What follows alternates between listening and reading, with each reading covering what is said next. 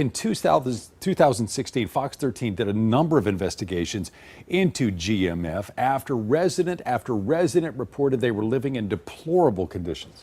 And then that summer, federal agents raided GMF, the headquarters in Cordova, and other GMF properties. And this happened all over the nation. Yeah, and as a result of that federal investigation, GMF lost its federal HUD funding and announced it would sell all of its Memphis property.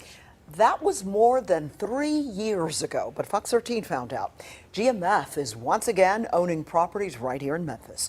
Fox 13's Winnie Wright has been investigating the story for almost a year now, and she learned residents accuse them of operating apartments the same way that they did when they got into trouble with the feds back in 2016.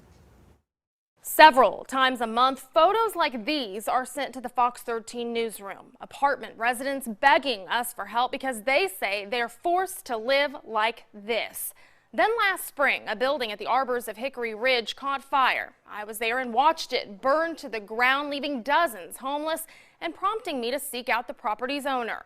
That's when I realized all three of these complexes had something in common. They were all owned by Global Ministries Foundation. I got one mom. So what happened to her?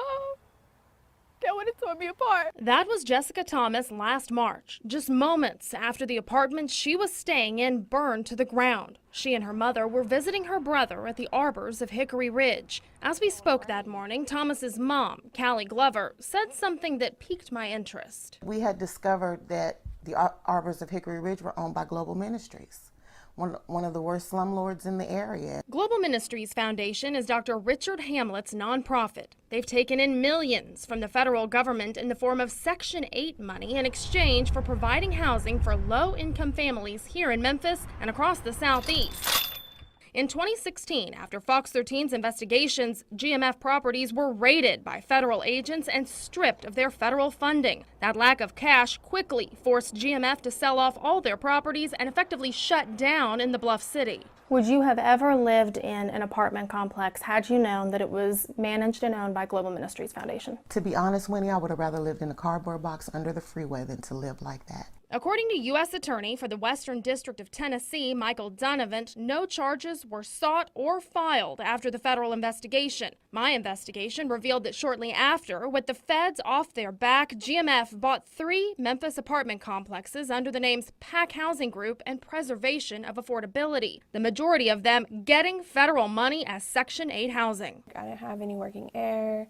There was missing doors, roaches.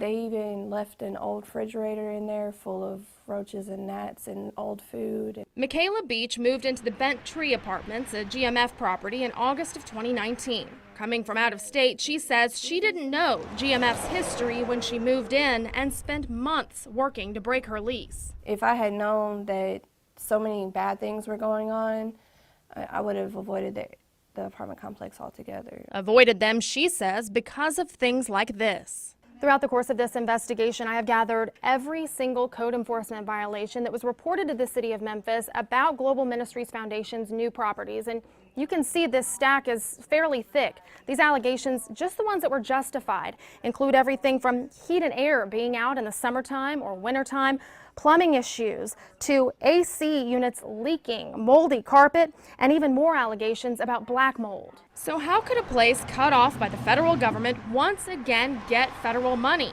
Well, it's simple. With no finding of criminal acts in that 2016 investigation, there is nothing to stop them. And somebody on the federal level needs to step back and look back into that. I would say that they didn't do anything differently from previously. We called Global Ministries Foundation President Dr. Richard Hamlet and left a message requesting an on-camera interview. He called back almost immediately and was not happy, accusing Fox 13 of lying and of orchestrating a hit job. We recorded the call and offered to play his side of the story unedited for all to hear. He agreed, but you won't hear that confrontation. Moments later, through his media consultant, he changed his mind. All right, thank y'all.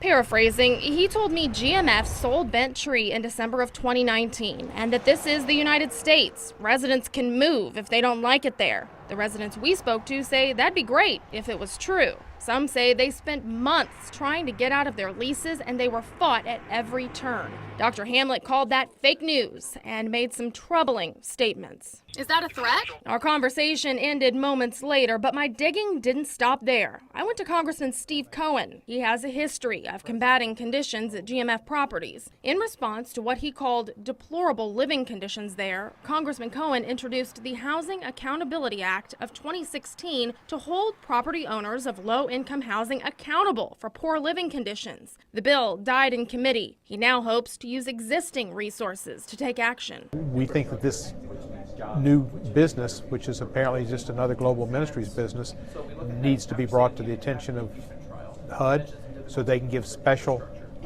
oversight of those properties, since there's already been a history of those people not doing proper management of the properties for the benefit of the tenants. Residents have a simpler solution. People who are Christians, you know, they're supposed to love thy neighbor. They're not doing that. You know, they're getting their money and that's it. Global Ministries Foundation's founder and president, Dr. Richard Hamlet, would not agree to interview with us on camera, but someone from his organization did email us a statement. They say Glover and Thomas were not leaseholders at the Arbors of Hickory Ridge. In Beach's case at Bent Tree, GMS says she was allowed to break her lease and that many issues were addressed leading up to that decision. They also say, quote, "It is always our intention to provide a living experience in which all residents feel that they're part of a community with a purpose." There was more to their statement, and you can read the whole thing on our website right now.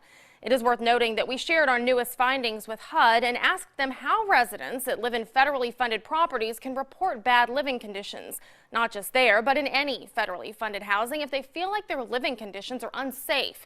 We have not heard back on that, nor have we heard if they plan to launch a new investigation. We'll be sure to keep you posted. In the newsroom, Winnie Wright, Fox 13 News.